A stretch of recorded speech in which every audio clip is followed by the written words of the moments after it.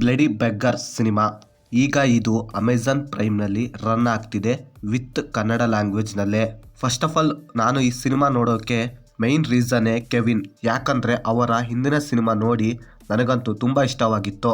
So ಅದೇ ಎಕ್ಸ್ಪೆಕ್ಟೇಷನ್ನಲ್ಲಿ ಈ bloody beggar ಸಿನಿಮಾನ ನೋಡಿದೆ.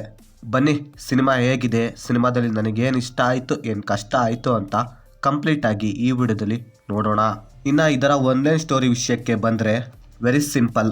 ಒಬ್ಬ ಭಿಕ್ಷುಕ ಊಟಕ್ಕೋಸ್ಕರ ಆಸೆ ಪಟ್ಟು ಒಂದು ಪ್ಯಾಲೇಸ್ಗೆ ಹೋಗ್ತಾನೆ. ಹೋಗಿ ಬೇಕಂತಲೇ ಪ್ಯಾಲೇಸ್ ಒಳಗೆ ಹೋಗಿ ಉಳಿದುಕೊಳ್ತಾನೆ. ಮುಂದೆ ಅಲ್ಲಿ ಅವನಿಗೆ ಏನಾಗುತ್ತೆ ಅನ್ನೋದೇ ಸಿನಿಮಾದ ಸ್ಟೋರಿ. ಇದರಲ್ಲಿ ನನಗೆ ಇಷ್ಟವಾಗಿದ್ದು ಇದರ ಕತೆ ತುಂಬಾ ಚೆನ್ನಾಗಿದೆ. ಡಿಫ್ರೆಂಟ್ ಆಗಿ ಹೇಳೋಕೆ ಟ್ರೈ ಮಾಡಿದ್ದಾರೆ, ಆದರೆ ಅದನ್ನು ಅರ್ಧಕ್ಕೆ ಬಿಟ್ಟಿದ್ದಾರೆ, ಫುಲ್ ಕಂಪ್ಲೀಟ್ ಮಾಡಿಲ್ಲ ಅಂತೀನಿ.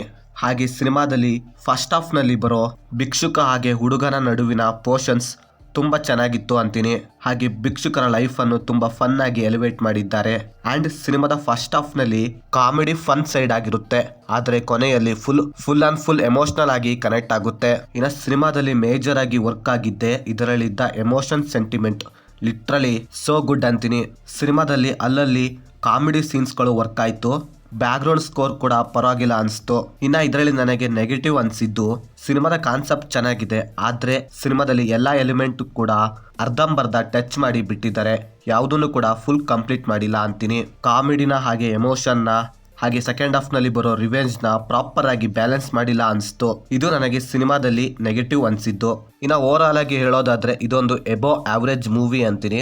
ಫ್ರೀ ಟೈಮಲ್ಲಿ ಒಂದ್ಸತಿ ಟ್ರೈ ಮಾಡಬಹುದು ಅಂತೀನಿ. ಇನ್ನು ಸಿನಿಮಾನ ಫ್ಯಾಮಿಲಿ ಜೊತೆ ನೋಡಬಹುದು, ಯಾವುದೇ ಬ್ಯಾಡ್ ಸೀನ್ಸ್ ಇರೋದಿಲ್ಲ. So that's it guys. ನೀವೇನಾದ್ರೂ ನಮ್ಮ ಚಾನಲ್ಗೆ ಫಸ್ಟ್ ಟೈಮ್ ವಿಸಿಟ್ ಮಾಡಿದ್ರೆ ನಮ್ಮ ಚಾನಲಲ್ಲಿ ಬರೋ ಕಂಟೆಂಟ್ ಇಷ್ಟವಾಗಿದ್ರೆ ಸಬ್ಸ್ಕ್ರೈಬ್ ಮಾಡಿ, ಹಾಗೆ ಪಕ್ಕದಲ್ಲಿರೋ ಬೆಲ್ ಬಟನ್ನ ಕ್ಲಿಕ್ ಮಾಡಿ. ಮತ್ತೆ ಬೇರೆ ವಿಡಿಯೋದೊಂದಿಗೆ ಆದಷ್ಟು ಬೇಗ ಸಿಗುವ. By friends.